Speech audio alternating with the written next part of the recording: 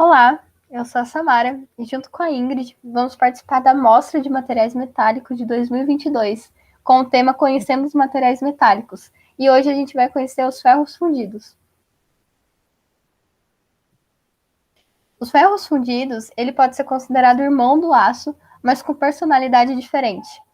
É irmão do aço porque ambos são liga de ferro-carbono, e tanto o aço quanto o ferro fundido têm a mesma origem, que é o ferro gusa, mas com personalidades diferentes, porque o teor de carbono entre eles é a característica que os difere principalmente.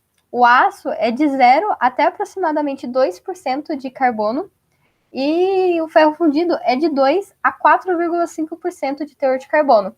E por essa quantidade maior de carbono, muitas propriedades entre eles vão ser diferentes também. Outra diferença é que no ferro fundido nós temos a presença do silício, e ele tem um papel muito importante. Ele pode variar de 0,5% a 3,5%. Uma curiosidade do nome ferro fundido é pela sua baixa temperatura de fusão. Então ele é de boa, de fácil fundição.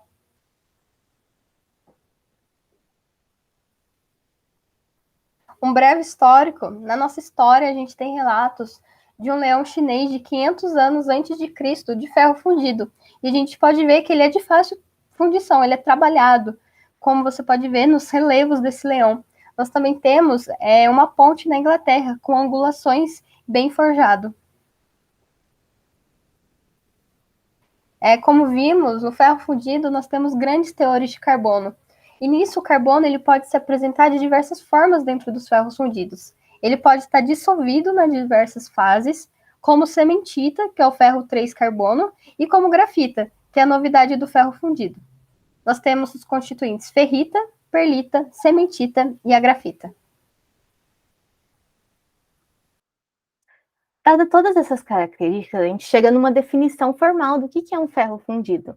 E ao pé da letra é a liga de ferro-carbono-silício, de teor geralmente acima de 2%, em quantidade superior à que é retida na solução sólida na austenita, de modo a resultar carbono parcialmente livre, na forma de veios ou lamelas de grafita. E abaixo a gente vê uma tabela da composição química aproximada de cada tipo de ferro fundido, entre o carbono, silício, manganês, enxofre e o fósforo. Além disso, o ferro fundido ele pode ser visualizado no diagrama clássico do ferro-carbono, onde ele vai estar depois dos 2%, onde a gente vai ter o hipotético, o eutético e o hipertético. Só que o ferro fundido é considerado uma liga ternária de ferro-carbono-silício, e é um diagrama um pouco mais complexo. Então, o que acontece? Os diagramas que a gente consegue visualizar têm uma porcentagem fixa de silício e a variação entre o ferro e o carbono. Aqui a gente pode ver um exemplo de um diagrama de uma quantidade fixa de 2% do silício. A gente consegue observar as fases formadas. Com isso, a gente tem diversos tipos de ferros fundidos. E esses tipos de ferros fundidos vai depender da composição química, ou seja, da quantidade e de quais elementos vão compor esses ferros fundidos, e também a velocidade de resfriamento. Nós temos o ferro fundido nodular, o branco, o maleável, o mesclado e o cinzento, representado nesse triângulo de sistema de coquilhamento. Uma curiosidade é que o nome dos ferros fundidos é referente à cor de fratura. Como vimos, a composição química ela vai interferir no tipo de ferro fundido. Então, a presença de certos elementos em dadas quantidades podem mudar a maneira na qual o carbono se deposita. O carbono eleva a dureza, causado pelo aumento da cementita na sua microestrutura. Já o silício, ele reduz a estabilidade dessa cementita, ou seja, o silício ele é um grafitizante, porque ele favorece a decomposição da cementita em ferrita e grafita. Já o manganês, ele é o contrário, ele dificulta essa decomposição da cementita e neutralização do enxofre. Outros elementos que geralmente são adicionados aos ferros fundidos é o enxofre e o fósforo. Além disso, nós temos outros tipos de efeitos que mudam o ferro fundido, e um deles é a velocidade de resfriamento, que muda a forma que o carbono vai se depositar ali dentro. das formas de resfriamento é um resfriamento rápido, a matéria não tem muito tempo para ela se organizar ali dentro, então vai acontecer pouco ou nenhuma grafitização, formando o ferro fundido branco, os veios fininhos e uma distribuição mais dendrítica.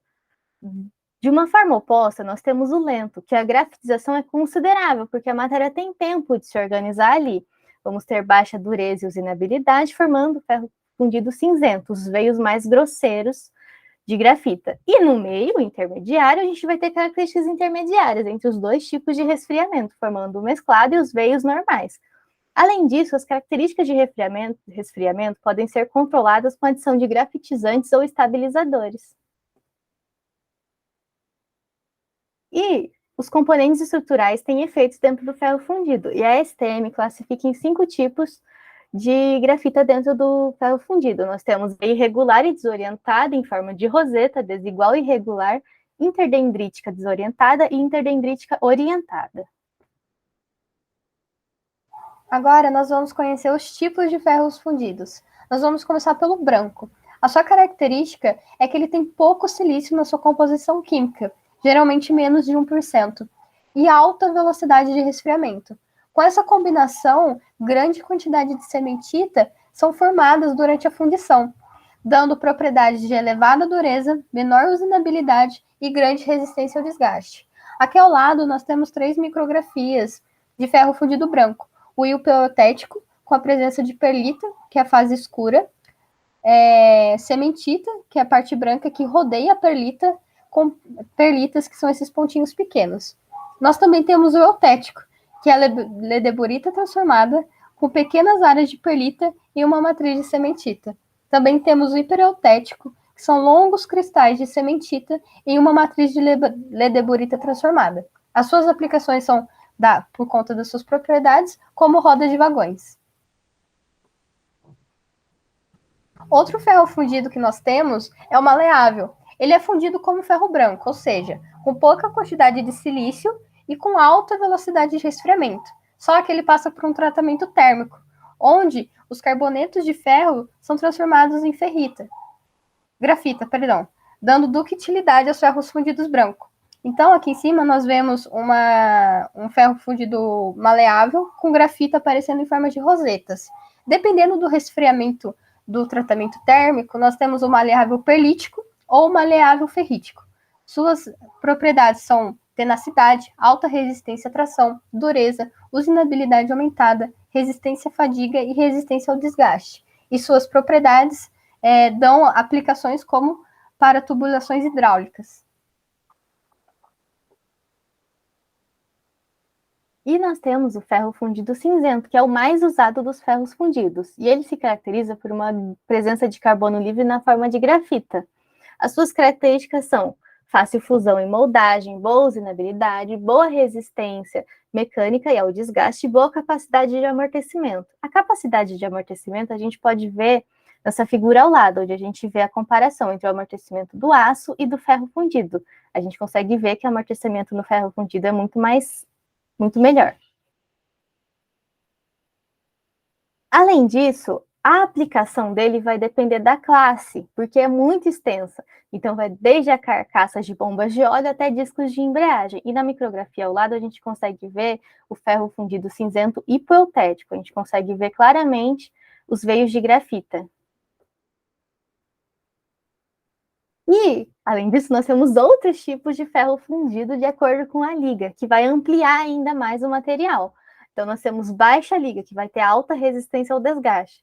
Altas ligas, que vão dar características especiais, como resistência à corrosão, mas vai ter uma perca ali das propriedades mecânicas que não vão ser tão boas. E a gente pode adicionar outros componentes, como cromo e molibdênio, visando outras propriedades especiais de acordo com a aplicação. E aqui nós temos o diagrama TTT do ferro fundido cinzento, onde a gente consegue ver como que você pode modificar esse material de acordo com a temperatura e o tempo nessa temperatura. A gente consegue ver as faixas de austenita, de perlita, produtos acirculares não martensíticos e a martensita. Outro tipo de ferro fundido é o mesclado. Ele vem pela combinação do ferro fundido branco e o cinzento. Ou seja, ele tem um equilíbrio de suas propriedades. E ele também pode ser alcançado com um ajuste dada a propriedade que se queira. Então, se você quer uma propriedade do ferro fundido branco ou do cinzento, você consegue com o mesclado. As suas aplicações vão de cilindros de laminação e matrizes de estampagem. Suas propriedades principais são alta dureza, resistência ao desgaste, tenacidade e amortecimento. Nós temos também o ferro fundido de grafita vermicular, que ele vai ser um intermediário entre o ferro fundido cinzento e o nodular. Ele também é conhecido como semidútil. A grafita, nesse tipo de ferro fundido, ela é arredondada, mas de uma forma mais grosseira, que a gente chama de vermículos. E ele é usado quando a resistência do ferro cinzento é insuficiente, mas também não se precisa de um ferro fundido nodular. E aí, dentro do gráfico, a gente consegue ver as propriedades intermediárias, justamente o que o engenheiro tem que fazer, escolher o material certo para a aplicação certa. E as principais características dele é uma menor dilatação e uma maior condutividade. Essas aplicações vão definir, essas características vão definir as aplicações em que ele vai ser utilizado, que são em temperaturas elevadas, por ter menor dilatação, e sobre conduções de fadiga térmica, como lingotadeiras e discos de freios. E aqui ao lado a gente tem uma micrografia onde a gente pode ver como que são esses vermículos, que é uma forma redonda, grosseira.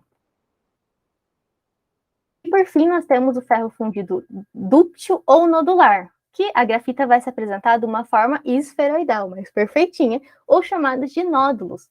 E ele vai ser obtido pela adição de magnésio, que é um nodulizante, que vai fazer com que a grafita fique nesse formato.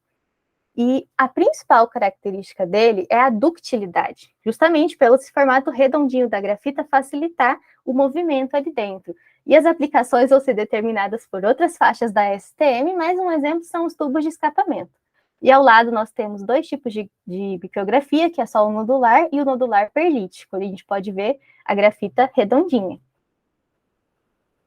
E por último, nós temos uma curiosidade, que é o material que a gente usa para estudo, tem uma micrografia na frente. A gente imagina, nossa, o que é isso?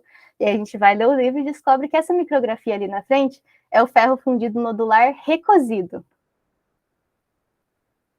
Por fim, tem as nossas referências, que é o Shackelford, o Copaerd e o Chiaverini. Muito obrigada. Muito obrigada.